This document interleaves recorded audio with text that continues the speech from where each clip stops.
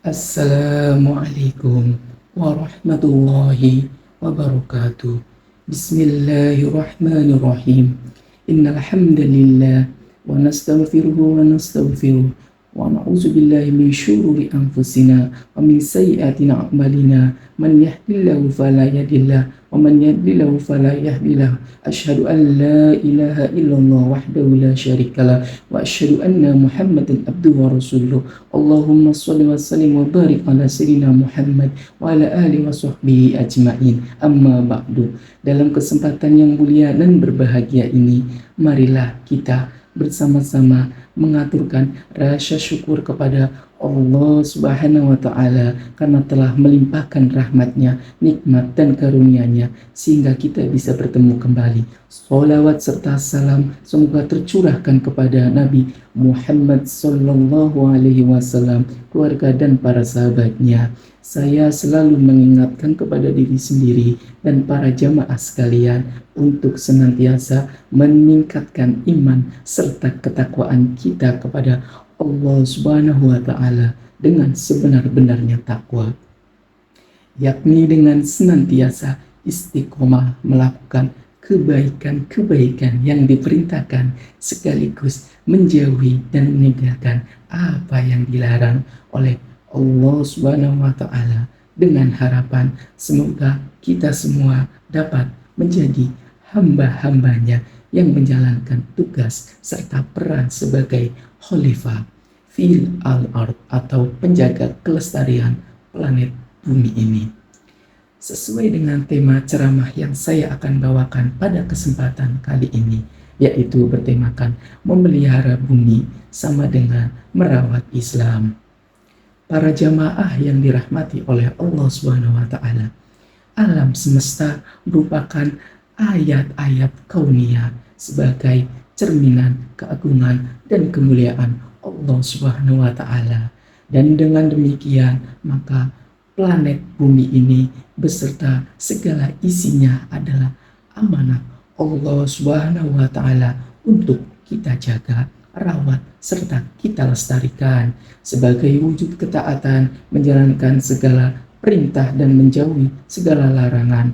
Allah Subhanahu wa Ta'ala berfirman di dalam Quran surah Al-A'raf ayat 56 yang artinya, dan janganlah kamu membuat kerusakan di muka bumi sesudah Allah memperbaikinya, dan berdoalah kepadanya dengan rasa takut tidak akan diterima dan harapan akan dikabulkan. Sesungguhnya rahmat Allah lebih dekat kepada orang-orang yang berbuat baik.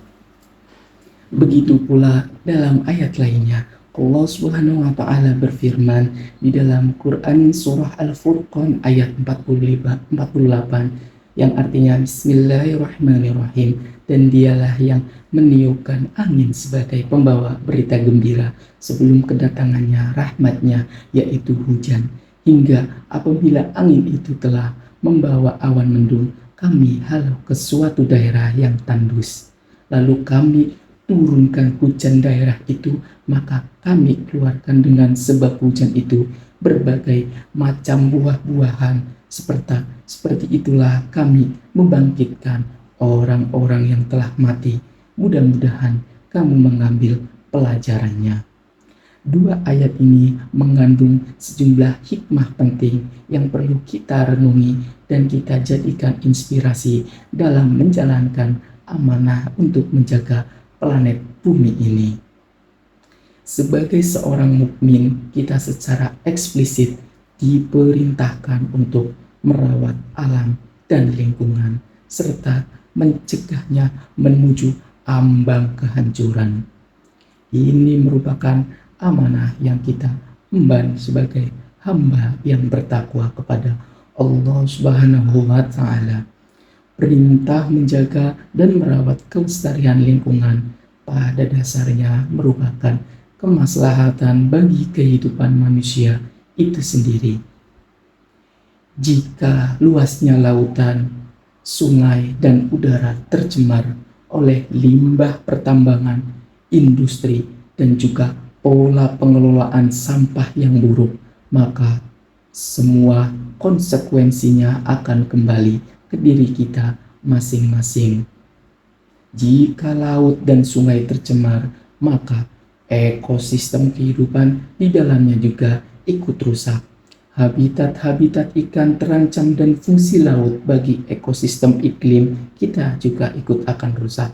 Begitu pula jika udara tercemar, misalnya oleh polutan akibat penggunaan energi fosil dan batu bara, karsinogen yang terhirup oleh paru-paru manusia dapat memicu penyakit-penyakit berbahaya bagi manusia. Sedangkan sampah plastik akan mengkontaminasi bahan makanan yang kita konsumsi setiap hari. Astagfirullah, na'udzubillahi min zalik. Menjaga kemaslahatan lingkungan sama artinya dengan menunjukkan rasa syukur kita atas segala nikmat yang telah diberikan oleh Allah Subhanahu wa Ta'ala. Dengan merawat bumi kita, keteraturan ekosistem akan terjaga dan menebarkan manfaat-manfaat tidak saja bagi semua manusia, tapi juga untuk seluruh makhluk hidup lainnya yang ada di dalam alam semesta ini.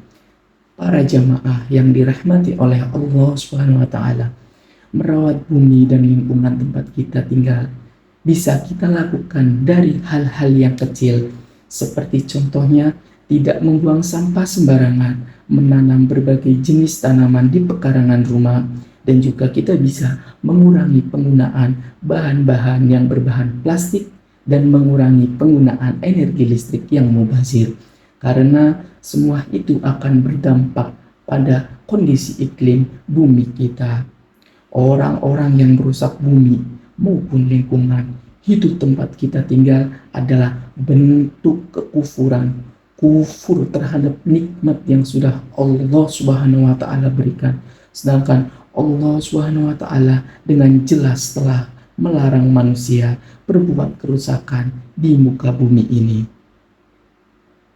Para jamaah yang dirahmati oleh Allah Subhanahu wa Ta'ala, Allah Subhanahu wa Ta'ala berfirman dalam surah Al-Baqarah ayat 205 yang artinya Bismillahirrahmanirrahim. Dan apabila ia berpaling dari kamu, ia berjalan di bumi untuk mengadakan kerusakan padanya dan merusak tanaman dan binatang ternak, dan Allah tidak menyukai kebinasaan.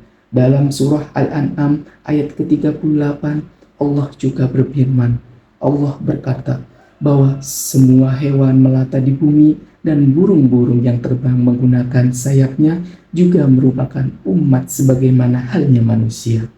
Maka dari itu kita semua harus tidak boleh melakukan perbuatan keji terhadap hewan.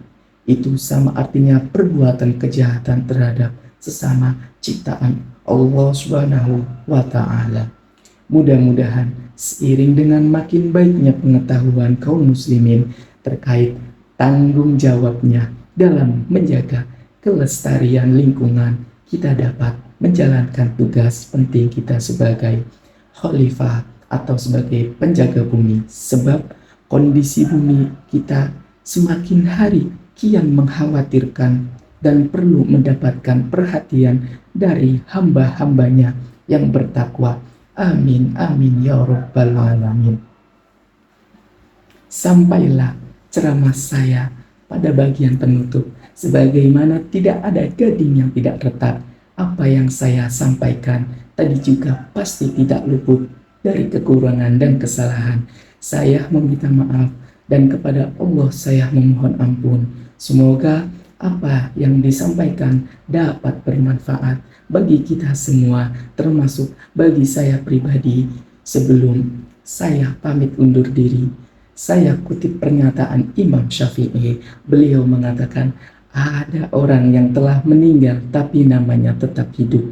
Sebaliknya, banyak orang yang masih hidup namun hadirnya tidak memberikan makna kepada orang lain.